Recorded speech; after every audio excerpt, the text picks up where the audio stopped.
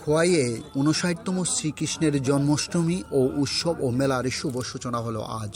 Khowai Subhash park Shri Shri Radhakrishna মন্দিরে আজ ভাগবত পাঠের মধ্য দিয়ে ৫৯তম শ্রীকৃষ্ণের জন্মাষ্টমী উৎসব ও মেলার শুভ সূচনা হয়েছে। খোয়াইয়ের ঐতিহ্যবাহী এই উৎসব ও মেলাকে ঘিরে প্রতি বছরই সাধারণ মানুষের মধ্যে ব্যাপক উৎসাহ ও উদ্দীপনা লক্ষ্য করা যায়।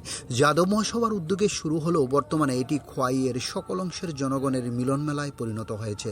উৎসব ও মেলাকে সুন্দর ও সুষ্ঠুভাবে সম্পূর্ণ করতে যাদব মহাসভা খোয়াই শাখার সম্পাদক রঞ্জিত গোপ বিস্তারিতভাবে সকলের সহযোগিতা কামনা করেছেন। ডিউরি রিপোর্ট, খোয়াই টাইমস বাংলা।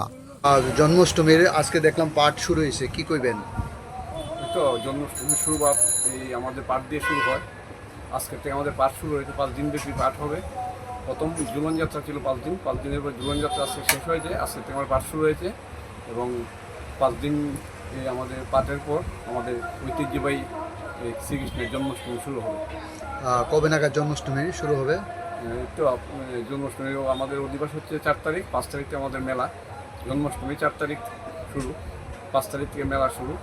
7 দিন ব্যাপী আমাদের এই অনুষ্ঠান চলবে। গোটা খোয়াইবাসী তথা ত্রিপুরাবাসীর উদ্দেশ্যে আপনারা খোয়াইয়ের যাদব মহাসভা খোয়াই শাখার পক্ষ থেকে কি করবেন, কি বার্তা দিবেন? তাদের কাছে আমার বার্তা থাকবে, সবাই যেন এই আমাদের মেলাতে আসেন এবং সুশৃঙ্খলভাবে মেলাতে সহযোগিতা করেন এবং আনন্দ উপভোগ করেন।